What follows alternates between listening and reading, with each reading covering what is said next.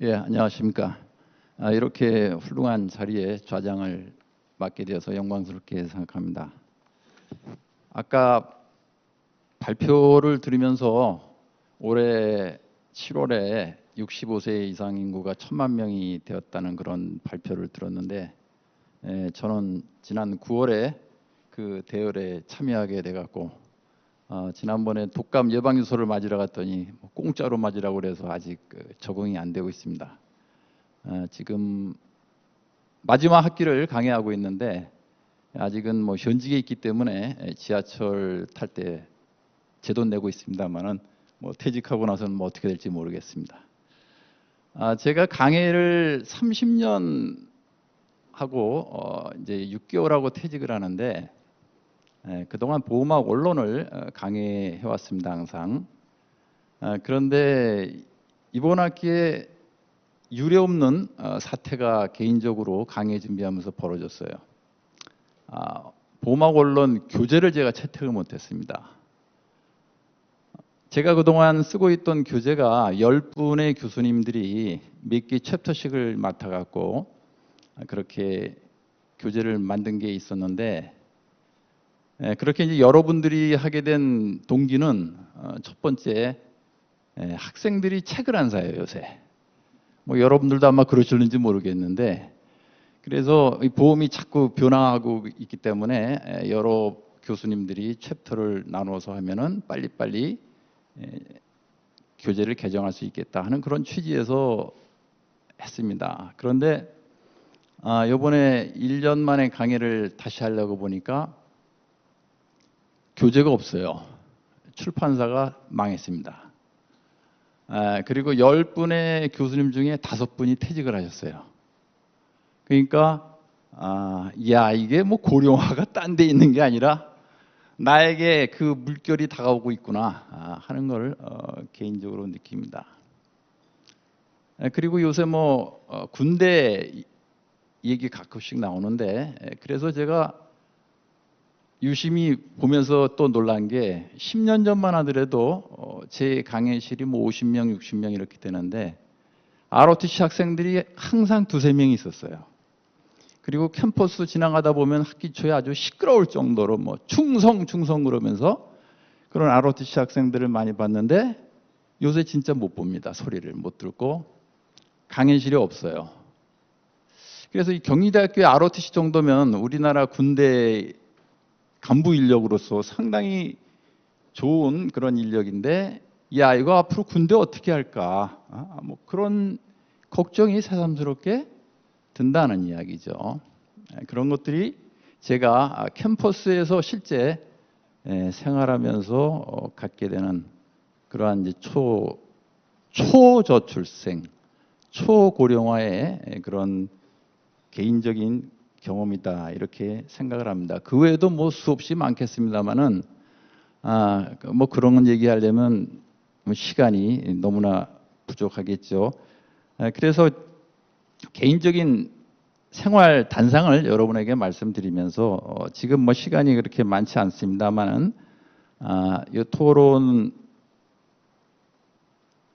구조는 이렇게 하고자 합니다. 일단 각 발표자들께서 이제 짧은 시간에 발표를 하시다 보니까 좀 이것은 강조하고 싶었는데 내가 그걸 못했다 하는 것들에 대해서 일단 말씀 추가로 하고 싶은 거 그런 걸 좀 해주시면 좋겠고, 그 다음에 제목이 우리가 초고령화와 이제 보험 산업의 역할이기 때문에 공통적으로 질문을 드리고 싶은 것이 이것입니다.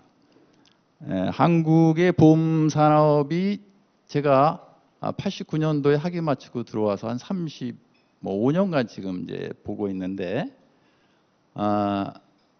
최근에 아주 흥미로운 현상이 손해보험 업계의 매출 규모와 생명보험 산업의 매출 규모가 바뀌었다 하는 거죠. 물론 IFRS 17의 영향도 있겠습니다만은, 그래서 전에는 뭐 심지어는 7대 3의 정도로 좀 뭐 과장해서 하는 얘기지만 이제 손보가 컸지만은 요새는 이제 생보가 컸지만 요새는 손해보험 산업이 생명보험 산업의 수익보험료 규모를 초과하고 있는 그런 현상이 아주 새로운 현상입니다. 그 다음에 이제 수업 시간에 항상 보험 10대 대국 이런 리스트를 얘기하는데, 그래서 한국 시장의 위치, 뭐 7위, 8위, 뭐 이런 것들을 계속 얘기해 왔습니다만, 우리는 항상 뭐 7위, 8위 이런 포지션을 유지하고 있는데, 최근에 스위스리에서 나온 통계를 보면은 인도가 10등으로 들어갔어요. 그리고 세계 보유보험료 기준으로 뭐 탑 20 회사 이렇게 얘기를 하면 거기에 인도 생명보험회사가 들어갑니다. 한국의 보험회사는 뭐 아무도 없죠. 그래서 우리의 이제 보험 산업이 그런 측면에서 정체다. 그리고 또 어떻게 보면 위기다. 이제 생명보험은 특히 그렇게 볼 수가 있겠습니다. 그렇기 때문에 이 신성장 동력이라는 것이 대단히 지금 필요한 그런 시점인데, 그런 측면에서 일본의 이제 손보 재팬 홀딩스는 우리에게 많은 기사점을 준다, 이런 생각이 항상 듭니다. 그래서 우리 보험업계가 실버 산업에서 일본의 손보 재팬과 같은 그러한 주요한 플레이어가 나올 수 있도록 하기 위해서는 어떠한 것들이 필요한가, 뭐 정책적 측면에서 말씀해 주셔도 좋겠고, 또 보험사 자체의 측면에서 또 어떤 것들이 필요한가 하는 것들에 대한 발표자분들의 고견을 함께 듣고 싶습니다. 그럼 먼저 발표 순서대로 홍석철 교수님께서 먼저 해주시고, 그런 또 발표 순서대로 이렇게 진행해 주시면 감사하겠습니다. 예. 교수님 말씀 들으니까 저도 요즘에 학교에서 그 인구구조 변화에 그걸 함께 느낄 수가 있었거든요. 이제 퇴임하는 교수님도 많아지시고 학생들도 변하고 하다 보니까 그런 걸 저도 이제 실감을 하고 있습니다. 제가 아까 발표한 말씀 중에 드린 말씀 중에 좀 강조하고 싶었던 이야기를 좀 드리자면, 우리가 인구구조 변화가 정말 빠릅니다. 뭐 일본의 인구 고령화 속도보다 한국이 2배 정도 빠르거든요. 일본이 인구 고령화 비중이 20%에서 30% 가는데 한 25년 정도 걸렸는데요. 우리는 10년 내에 이제 갑니다. 2배 이상 빠르다는 것이죠. 그래서 이렇게 그 인구 고령화 속도, 인구 구조 변화가 빠르면 우리가 가지고 있는 정책이나 또는 보험에 관련해서는 사업 모델 같은 게 훨씬 더 유연해질 필요가 있다고 생각을 합니다. 지금까지의 많은 제도들은 과거의 인구가 증가하던 시기, 그리고 고령 인구가 많지 않았던 시기에 만들어졌던 거라서 상당히 분절적으로 되어 있는데, 앞으로는 이게 급격하게 변화하기 때문에 그런 제도가 훨씬 더 유연하게 되고, 특히나 서비스가 고령 인구가 요구하는 수요는 상당히 다양해지고 하는데, 그런 서비스도 이제 분절적으로 제공되다 보면 이 시장이나 산업이 활성화하는 데 상당히 걸림돌이 되지 않을까. 좀 더 유연한 제도와 그런 비즈니스 모델이 좀 필요하다는 말씀을 드리고 싶습니다.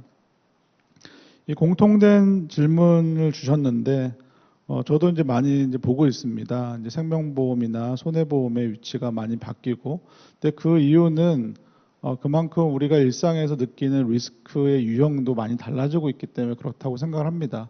과거에는 뭐 사망이라던가 이런 위험이 상당히 있었고, 그걸로 인해서 가족의 생계 보장 이런 게 매우 중요한 것이었다면, 지금 이제 그런 부분들은 수명이 상당히 연장되었고, 우리나라도 이제 사회보장 체계가 잘 갖춰져 있다 보니 그런 과거의 수요는 많이 줄어든 반면에 일상에서 여러 가지 리스크들, 뭐 건강이라던가 이런 거에 대한 어떤 보장이나 위험 회피에 대한 수요가 많아지고 있다고 생각합니다.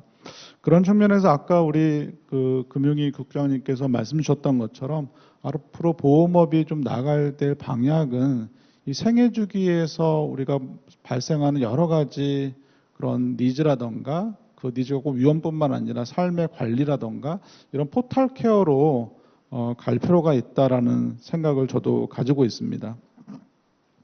특히 이제 전통적인 보험업이라고 하는 게 어떤 위험이나 사고가 발생한 이후에 여기에 대한 대부분의 이제 소득을 보장해주고 손실을 보장해주는 거였다면 새로운 형태의 보험은 그런 위험을 이제 관리하는 그런 수요가 이제 많아지고 있고 그런 쪽에 대해서 우리가 산업을 활성화하고 시장을 넓혀가는 게 이 보험이 앞으로 갖게 될 신성장 동력이 되지 않을까 싶습니다.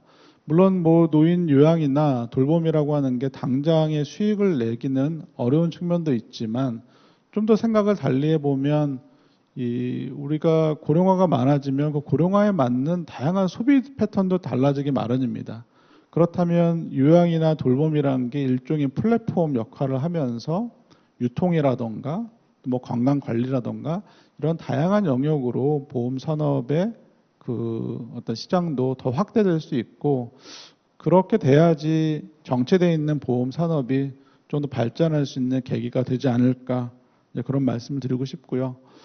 물론 정책적으로도 보면 아까 제가 발표에도 보여드린 것처럼 다양한 규제가 있기는 하지만 그건 못지않게 뭐 지금 정부도 열심히 그런 규제를 개선하고 노력은 하고 있지만 또 보험업도 보험업대로 좀 더 신뢰를 쌓아가고 지속 가능한 BM을 만들어낼 수 있는 그런 노력도 함께 가져가야 된다고 생각을 합니다.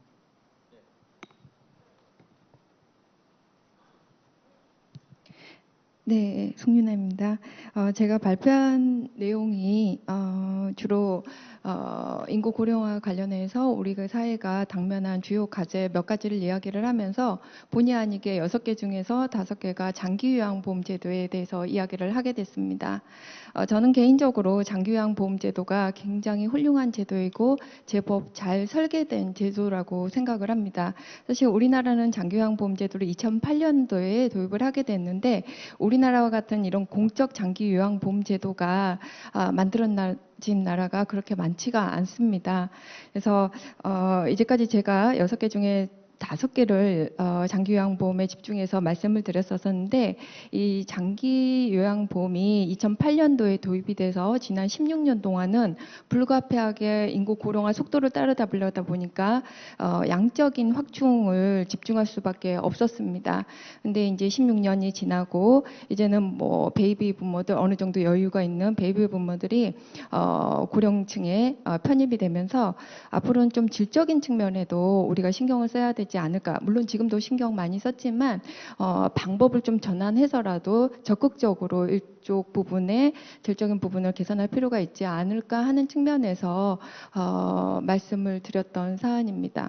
그리고 또 하나는 이 보험회사의 노인 요양과 주거와 관련해 가지고 이야기를 하면서 제가 요양 품질에 대해서 특히 관심이 많았습니다.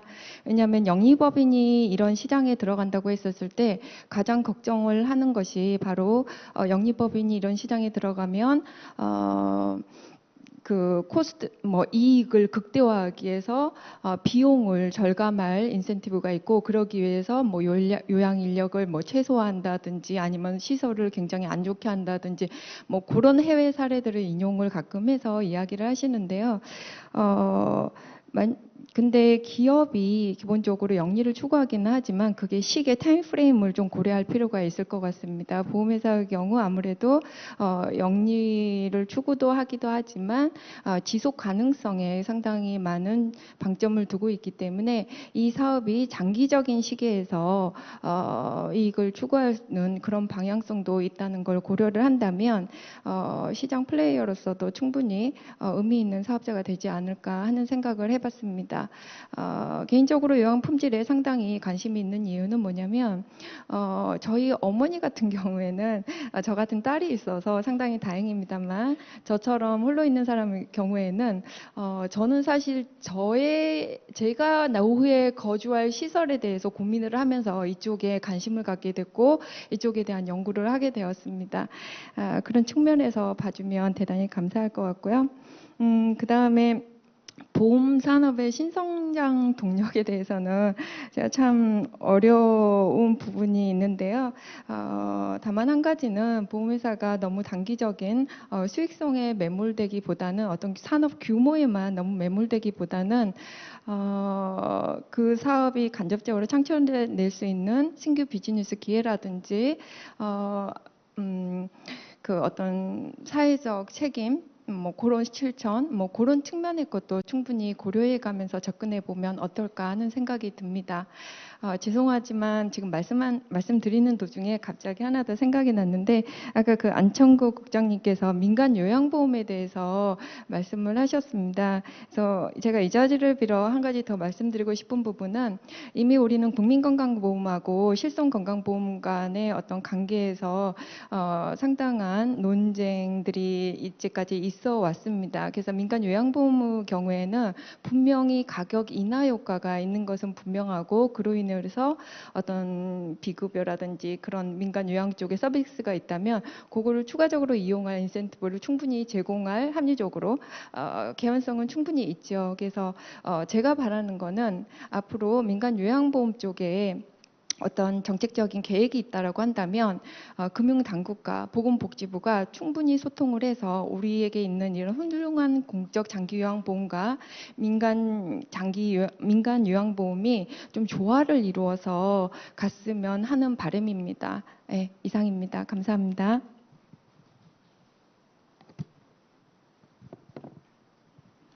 네, 아까 추가적으로 할 말이 있는지 더 말씀을 부탁하셨는데요. 그러니까 저희는 제가 뭐 저출산 고령화든 뭐든 잘 아시겠지만 보험 상품은 뭐 100년 상품을 파는 거지 않습니까? 예금 상품은 길어야 3년, 뭐 증권 상품 하루 이런 거니까 보험 상품은 100년짜리 상품을 판다는 건 정말 장기 락인 효과가 있는 부분이기 때문에 충분히 플랫폼 하나 서비스를 제공할 유인도 있고, 그다음에 고객이란 말은 이상한데 이런 서비스를 제공받는 사람들이 계속 이런 걸 관심을 둘 유인이 충분히 있는 부분이 있기 때문에 충분히 비즈니스화 할 수 있는 전략이 있다 생각하고, 저희도 그런 부분에서 도와드리고 싶은 부분이 있는데, 근데 또 단점이 있습니다. 보험 산업이 이제 약간 장기 산업이다 보니까 또 이제 약간 민감성, 지금 변화가 나중에 미치는 민감성이 크다 보니까 이제 이런 측면에서 또 이제 약간 더 보수적일 측면도 있는 것 같고요. 그런데 아까 일본은 저희보다 고령화가 먼저 간 사회고 그런 아이디어가 많이 하고 있는 거라면 충분히 저희도 그런 쪽에 서비스를 제공할 수 있을 것 같기도 하고요. 근데 저는 보험사가 모든 걸 다 제공한다는 것보다는 보험사가 적절한 코디네이터랄까, 오거나이저가 돼서 이제 하는 구조가 더 장기 시기를 가지고 적합하지 않을까 하는 생각이 들고요. 그다음에 이제 아까 송유라 박사님 말씀하신 것 중에 저도 이제 저희가 실손보험도 그렇고 아까 장기 요양 실손보험 같은 것도 저희는 공적 보험과 이런 민간 보험이 서로 조화하고 협력을 구축해 갈 수 있는 구조로 만들어내는 게 필요하고요. 그래서 저희가 실손보험에 대해서 비급여 관리 관련된 어떤 좀 체계를 갖춰야지만 서로 조화가 가능하고, 그다음에 이제 필수 의료도 보호할 수 있다는 측면에서 얘는 장기 요양 실손보험 같은 경우도 분명히 내가 추가 수요가 있는 거고 내 나은 혜택을 받을 수 내가 추가로 가입하고 보완적으로 할 수 있는 부분이 있는 게 필요한 측면이 저는 있다고 생각해서, 그런 측면은 저희는 복지부랑 저희가 아까 말씀하신 급여 부분에서는 이건 좀 복지부랑 협의하는 과정에서 조금은 좀 부담이 된다고 생각이 돼서, 왜냐하면 어차피 급여를 이용하려면 비급여를 이용하다가 급여를 좀 이용할 수 있는 부분이 있으면 이제 재정 문제가 우려된다는 우려 때문에 그러는데, 저희가 지속적으로 협의를 해서 서로 양쪽이 좋아할 수 있는 구도로 만들어내고 서로 보완할 수 있는 구도로 만들어내는 게 필요하다고 생각합니다. 그리고 나머지 이제 보험 쪽에서 저희가 정책적으로 지원할 부분이나 이런 것들도 저희도 좀 적극적으로 나서고 보험사도 좀 적극적으로 제안도 해주시고요. 근데 어떤 사회적 명분이 있는 걸 가지고 비즈니스 하는 거에 대해서는 그렇게 사회적 우려라 그런 거에 없는 상태고, 그 비즈니스화하는 과정에서도 어떤 명분을 계속 찾아가면서 약간 제가 이제 오거나이즈가 된다는 얘기는 뭐냐면 사회적으로 필요한 기능을 내가 다 공급하다 보면 자기 부담과 자기 리스크가 커질 수 있는 부분이 있으면 적절한 사람을 골라내서 관리를 해가면서 서비스를 제공하는 구조에서의 어떤 그런 예술 그 종합 어떤 오가나이저 기능을 해주신다는 것 자체가 보험사가 가진 큰 장점이 아닐까 하는 생각이 듭니다. 예, 감사합니다. 제가 말씀을 듣다 보니까 갑자기 이제 새로운 업무 영역적인 측면에서 이제 생각이 난 게 있는데, 제가 과거에 보험 개발원에서 연구위원으로 한 4년 반 정도 있고 뭐 이랬었습니다. 학교 가기 전에. 그래서 그 당시 주기적으로 금융산업 개편과 관련된 그러한 업무 영역 프로젝트에 가끔씩 들어갔었고 들여다보고 그랬었는데, 보험금 지급 신탁이 이번에 이제 허용이 됐어요. 그래서 이제 사망 보험에 관련돼서 이제 허용된 걸로 그렇게 알고 있는데, 그게 사실 보험금 이 청구권의 이제 신탁 이것이 꽤 이제 오래 전부터 허용해 달라고 이렇게 이제 요구하고 뭐 이랬던 것들인데, 이제 지금 이 고령화가 우리는 뭐 이미 불똥에 떨어진 겁니다. 뭐 이미 10년 전부터 사실 이 고령화 얘기했던 것이고, 저도 아버님이 뇌경색으로 한 6년 동안 뭐 요양원, 요양병원 계시면서 이 간병 인력이 얼마나 부족한가, 질이 얼마나 문제인가, 시설이 문제인가 그걸 뭐 뼈로 진짜 체험한 그런 사람인데, 이미 ING라고 말할 수가 있습니다. 지금 나오는 그런 이야기들은.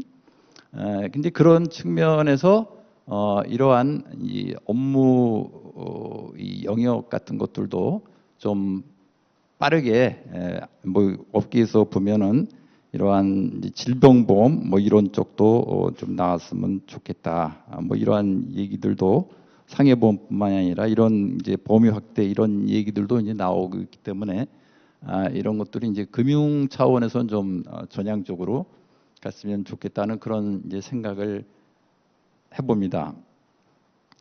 그리고 아까 잠깐 이제 전매 거래, 라이프 세틀먼트라고 이제 표현이 되는 게 이제 생명보험 전매 거래인데, 이게 이제 2009년에 이제 잠깐 그때 국회에서 모 의원이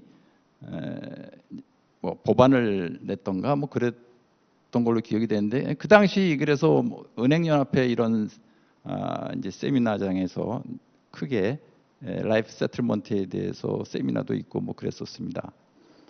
그 당시 뭐 잠깐 얘기가 됐다가 이제 수면 아래로 내려갔는데, 지금 이렇게 이제 공식적으로 우리가 발표로 듣고 있는 거죠. 그만큼 고령화가 이제 발등에 불로 떨어진 것이다.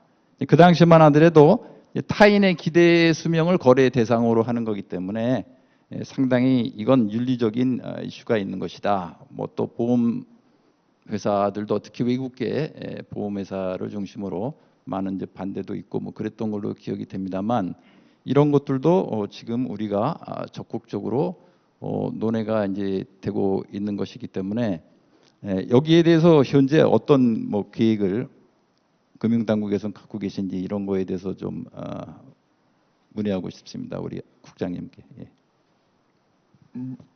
아까 말씀드린 대로 이제 보험 계약의 유동화 측면에서 지금 저희가 보고 있는 부분이 있으니까 이제 아까 말씀드렸듯이 이게 어떤 종신보험을 많은 사람이 가지고 있고 그런 것들을 이제 앞으로 연금화 시킬 수 있는 부분에서 저희가 지금 보완을 하려고 하고 있고요. 근데 이제 거기에는 항상 남는 게 이제 어떤 자산의 평가 문제, 보험 계약의 평가 문제나 이런 그런 문제가 이제 좀 인프라로 갖춰질 부분이니까 그런 부분에서도 좀 저희가 보완하는데, 저희 말씀하신 대로 IFRS 17이 도입되고 이렇게 하면 이제 부채도 시가평가하고 이런 구도가 된다면 점점 그 여건은 좀 형성되고요. 그래서 저희가 뭐 지금 뭐 약간 평가 문제나 이런 어떤 유동화는 이제 시장에서 어떤 유통되는 그런 문제라면 이제 정확한 평가나 가격 발견 기능이 되게 중요한 부분이라면 그런 인프라 측면에서도 이제 필요하고 그게 자연스럽게 열리면 이제 우리 보험사들이 하고 싶은 계약 재매입이라든지 뭐 런오프 플랫폼 같이 약간 보험 AML 관리 차원에서 자산을 정리하고 이런 것도 활성화될 수 있는 측면에서 전반적으로 그런 여건은 형성됐다고 생각하니까 그런 제도적 기반을 만드는 구조로 지금 추진하고 있습니다. 네. 저희가 시간이 이제 별로 없기 때문에 마지막으로 질문을 드리고 그리고 끝마치는 그런 식으로 하도록 하겠습니다. 아까 우리 재원 다양화, 그러니까 즉 돌봄 공급의 지속 가능성 확보라는 차원에서 재원 다변화 이야기가 잠깐 나왔었습니다. 뭐 기억하실런지 모르겠습니다만 그때 이제 영국의 타겟 헬스케어 리츠 같은 이러한 이제 리츠의 도입에 대한 말씀이 있었는데 제가 뭐 개인적으로 미국 ETF 투자하는 것 중에 이제 오메가 헬스케어라는 게 있는데 상당히 배당을 많이 준다고 해서 뭐 거기에 투자하고 있습니다만 그것도 사실 지금 이러한 널싱홈 그런 데에 상당히 투자하고 있는 그런 리츠가 되겠습니다. 그래서 그러한 리츠들이 꽤 활성화되고 있는 그런 것들을 이제 볼 수가 있는데 제가 뭐 수업 시간에 리츠에 대해서 잠깐 뭐 한 꼭지 얘기할 때가 있습니다만은 다른 과목에서 근데 보면은 한국은 아직 뭐 그런 것이 이제 없는 것 같아요. 그래서 이제 이러한 측면에서도 민간의 이제 자본을 이제 도입시키는 것이 중요하지 않겠는가 뭐 하는 그런 이제 생각이 듭니다만 여기에 대해서 우리 홍 교수님과 안 국장님의 말씀을 듣고 이제 끝내는 걸로 이렇게 하겠습니다. 예. 예. 뭐 인구 고령화 대응하려면 뭐 정부도 열심히 나서야 되고 민간도 열심히 나서야 된다고 생각합니다. 하지만 재원 다변화가 필요하다는 이유는 그러면 이 돌볼 환경이나 시설이나 여러 가지 된 투자를 누가 할 것이냐의 문제거든요. 뭐 정부가 이걸 다 하면 아주 좋겠지만 상당한 재정적 부담이 있는 거고 또 민간에 있는 보험사가 예를 들어 한다 그러면 특히 도심의 경우는 지가도 매우 높고 또 건물 설치 비용도 상당히 높기 때문에 이 민간 보험사만으로는 또 한계가 있는 것입니다.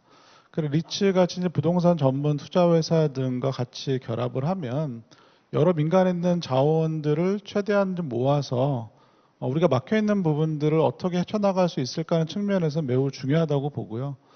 근데 이제 아직 우리나라 이 법 체계가 이 리츠 같은 시장에 들어와서 공급을 활성화하는 역할에 대한 그 준비를 사실 못하고 있었기 때문에 이 규정이나 이 법규가 상당히 이제 모호한 측면이 있습니다.